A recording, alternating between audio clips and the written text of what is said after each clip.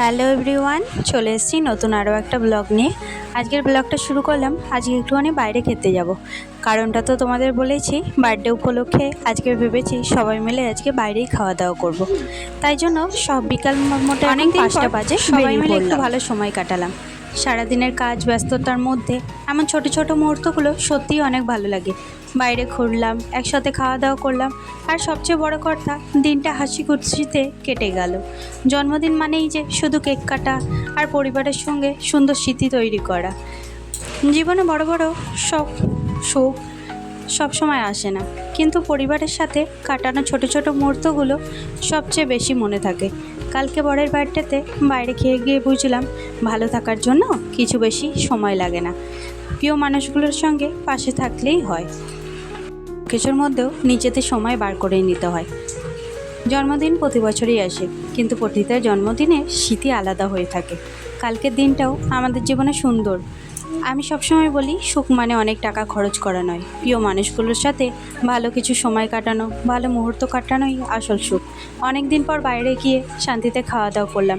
এত ব্যস্ততার মধ্যেও এমন সময়গুলো সত্যিই মন ভালো করে দেয়।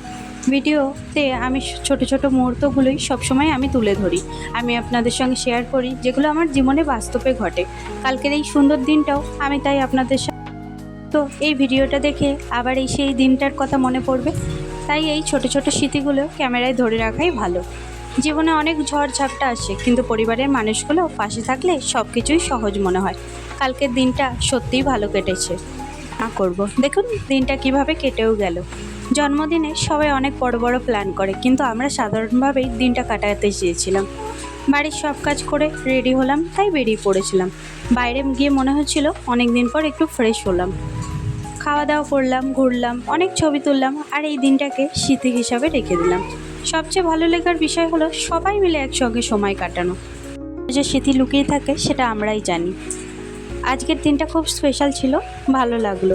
ভিডিওটা ভালো লাগলে অবশ্যই কমেন্ট করো, লাইক করো, সাবস্ক্রাইব করতে ভুলো না। হ্যালো এভরিওয়ান, চলে এসেছি নতুন আরও একটা ব্লগ নিয়ে। আজকে একটুখানি মলে এসেছিলাম, তো খাওয়া দাওয়া করলাম।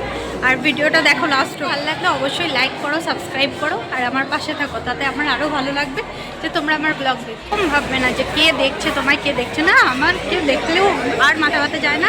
নিজের মতো করে ব্লগ বানাও। আর কিছু সো কল্ড আত্মীয়রা তো একদম লাইক করে না, তাদের জন্য আমি একটাই বলতে চাইছিলাম, কিছু সো কল্ড আত্মীয়রা, ওরা তো ব্লগে কোনোদিনও লাইক করবেও না, আর ওরা চাইও না যে তুমি ভালো থাকো। তো তার জন্য এইসব ছাড়ো, আর আমি নিজের মতো করে আমি সবসময় চেষ্টা করি জীবনের বাস্তব মুহূর্তগুলোই তোমাদের সাথে শেয়ার করি।